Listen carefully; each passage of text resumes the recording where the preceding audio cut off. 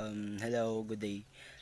Today I will discuss the certain topic, and one of those topics that have been discussed by Mr. Bedoya during last discussion. So I've selected a topic, namely market research. So market research is all about the one of those topic that are the very first topic that have been uh, lectured by our professor professor last time.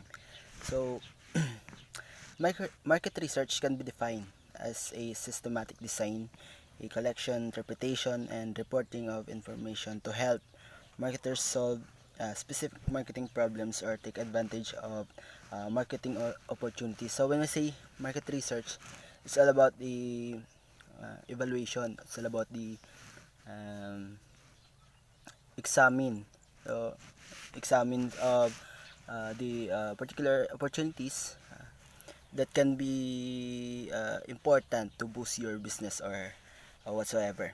So, market research is a process of determining the viability of new service or product conducted directly with potential customers. So, the purpose of market research is to inform any organization about customers' needs and desire, marketing opportunities for particular goods and services, and changing attitudes and purchase patterns of the customer. So, and say market research, you will be able to expand or to evaluate some of the issues, the problems, uh, what is the strength, weakness. Yes, of course, the SWOT analysis. Yes, analysis of the certain company or the business. So, before we conducted a market research or in our company, so there are several process or steps that might be applicable for the evaluation or the process. So first, we have the location and defining issues or problems. Second is designing the research project. Third, you have to collect the data. Fourth, interpreting research findings, and the fifth, of course, the last, reporting research findings. So these steps should be viewed as an overall approach to conducting research rather think as rigid set of rules to be followed in each project. So after we conducted this process, maybe we come up the successful research to our project or our business.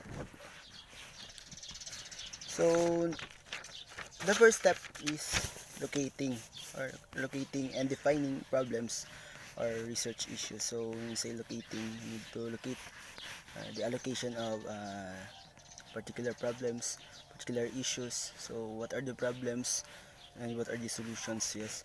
So the first step is in launching a research study is problem or issue definition.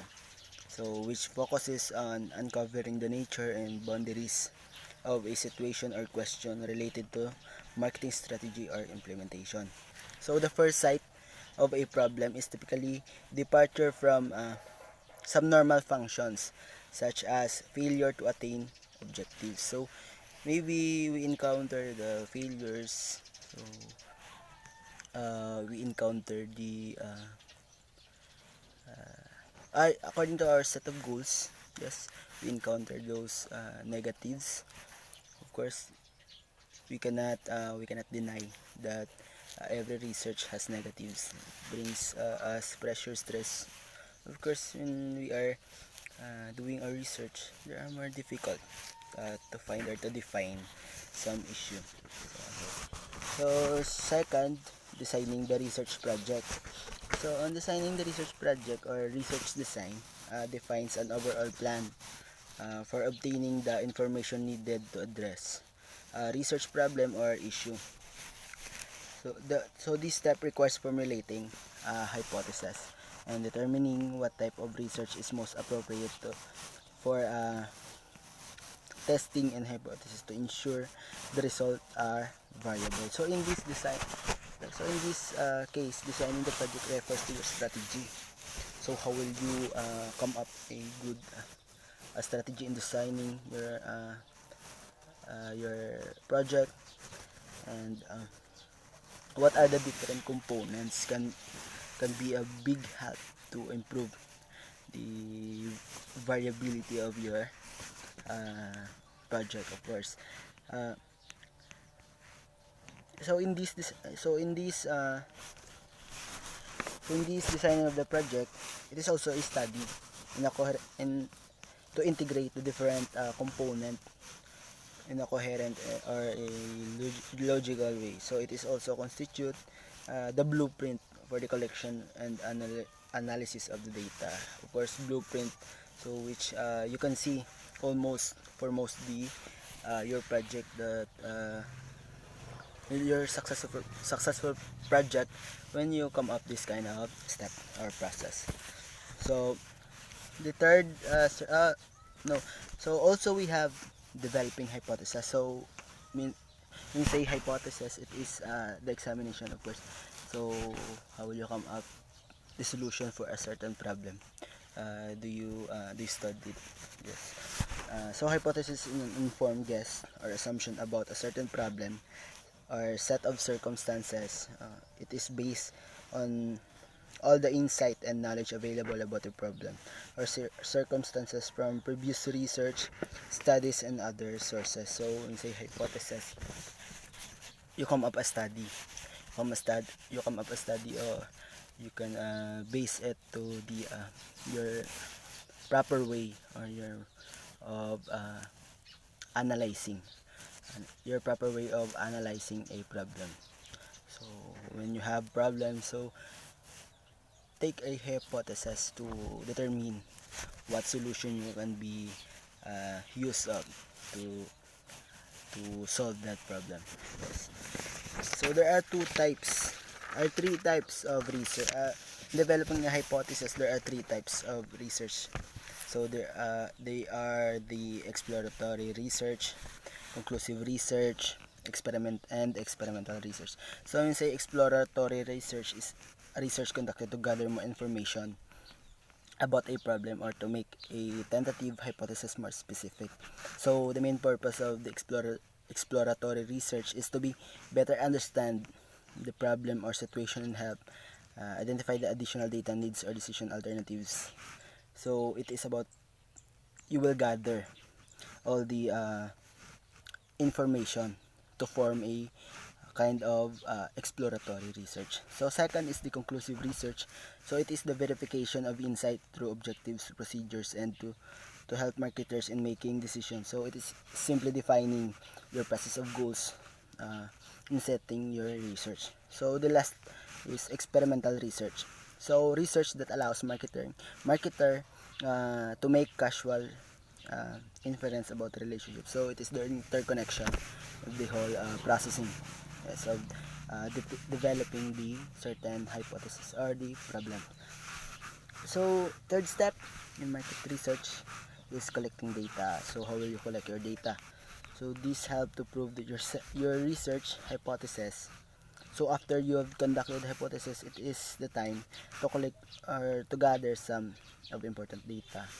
So say in collecting data, so you need to gather all your informations to get documented to create your final output.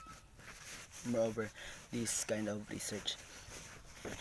So there are two type of a data. So the primary data. First, the primary data.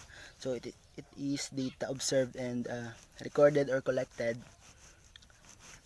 directly from the respondents. So this type of data must be gathered by observing phenomena or surveying people of interest. So second one is the secondary data. So it is data complied both inside and outside the organization for some purpose other than the current investigation. So it is also include general reports supplied to an enterprise by various data service and internal and online database. So these two type of data can help during the evaluation and implementation. So let's go to the fourth step, which is the Interpreting research findings. So after collecting data, to test their hypothesis, marketers need to interpret the research findings. So interpretation of the data is easier for the marketers carefully because they are careful to plan their data analysis or methods early in the research process. So interpreting research findings, it, it, it is about seeing what you have found confirms or does not confirms the findings of your previous study in your literature reviews. So that was your interpreting research findings. So it is also how will you looking forward how will you look forward for your project. So you might be encounter on critical thinking, and how will you form your project as a single form documented in the research. So the fifth or the final step, you have the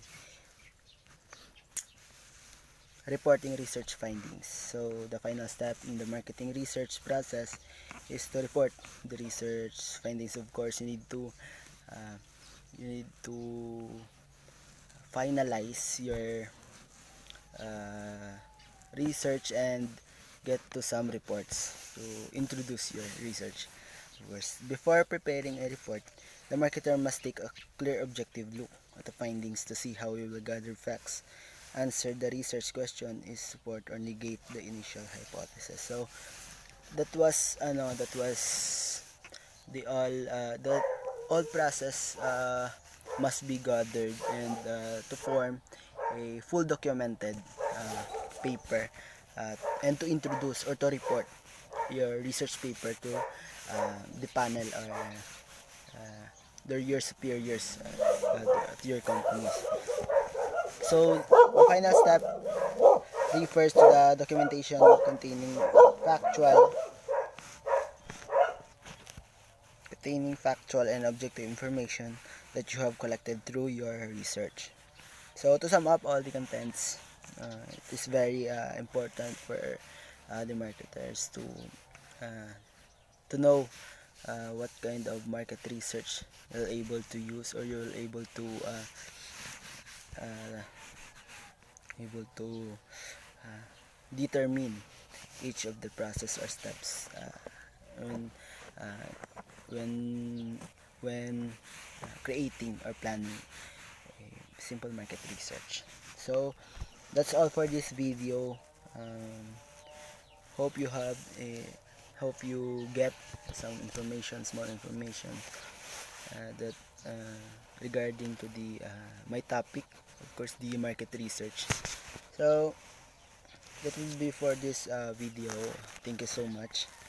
Thank you for listening. So